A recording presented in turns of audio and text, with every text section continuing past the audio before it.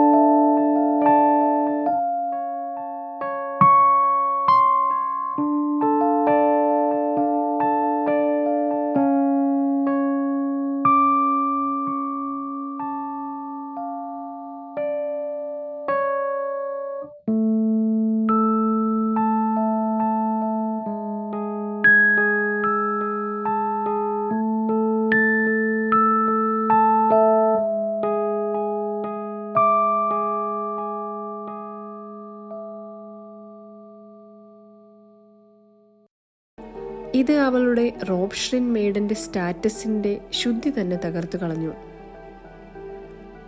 ഈ വിവരമറിഞ്ഞ അവളുടെ കുടുംബക്കാർ അവനെ ഒരു ദൈവവുമില്ലാതെ അവളുടെ മുൻപിൽ വെച്ച് തന്നെ കൊന്നുകളഞ്ഞു. 1837 അവർ ആ ചടങ്ങുകൾ നടത്തി. അവളെ കയറുകൾ കൊണ്ട് കെട്ടി. ജീവൻ ത്യജിക്കാനുള്ള ചടങ്ങ്. പക്ഷേ കിരിയുടെ ജീവിക്കാനുള്ള ആഗ്രഹം കാരണം ആ ചടങ്ങ് പരാജയപ്പെട്ടു. അവളെ കയറുകൾ കൊണ്ട് കെട്ടിയിടുക മാത്രമല്ല അവർ ചെയ്തത്, അതോടൊപ്പം കുതിരയെ കൊണ്ട് ആ കയറുകൾ വലിപ്പിക്കുകയും ചെയ്തു. അങ്ങനെ അതിക്രൂരമായിട്ട് ആ ചടങ്ങുകൾ അവർ നടത്തി. അവളുടെ ജീവൻ സമർപ്പിച്ചാൽ മാത്രമേ ദുഷ്ടാത്മാക്കളെ തടുക്കുവാൻ കഴിയൂ എന്നായിരുന്നു അവരുടെ വിശ്വാസം. എന്നാൽ അവളുടെ പ്രണയം അവസാനിച്ചില്ല. അവൾ ആഗ്രഹിച്ച ആ ഒരു ലോകം അവൾക്ക് കിട്ടാതെ അവളുടെ ആത്മാവ് ഭൂതലോകത്തിൻ്റെ വാതിൽ തുറന്ന് പുറത്തുപോയി. ഹിമോറോ കുടുംബം മുഴുവൻ ഭയാനകമായി തകർന്നു. ചിലർ മരിച്ചുപോയി, ചിലർ ആത്മഹത്യ ചെയ്തു, ചിലരെ ചടങ്ങിനിടയിൽ തന്നെ കൊന്നുകളഞ്ഞു.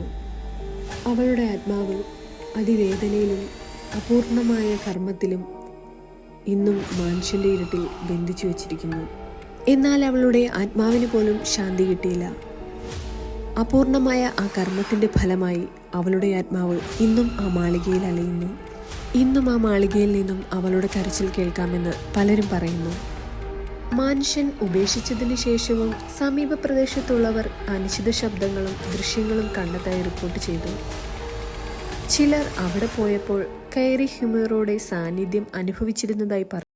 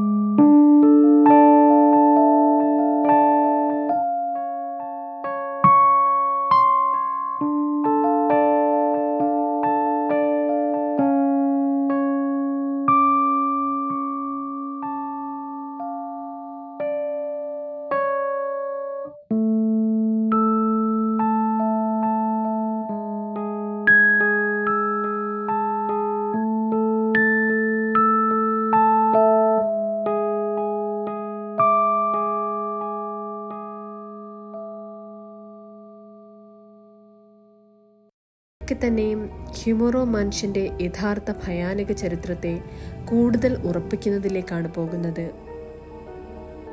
ഹ്യൂമറോ മാൻഷൻ യഥാർത്ഥത്തിൽ ജപ്പാനിലെ ഏറ്റവും ഭയങ്കരമായ സ്ഥലങ്ങളിൽ ഒന്നാണ്. അതിനെക്കുറിച്ചുള്ള കഥകളും പഴയ രേഖകളും സന്ദർശകരുടെ അനുഭവങ്ങളും എല്ലാം ഇതിൻ്റെ സത്യത്തെ തെളിയിക്കുന്നു. ഓരോ അനുഭവവും ഓരോ ചരിത്ര സംഭവങ്ങൾ ചേർന്ന് ഹ്യൂമറോ മാൻഷൻ ഇന്നും ഒരു നിജഭീതിയുടെ പ്രതീകമായി നിലനിൽക്കുന്നു.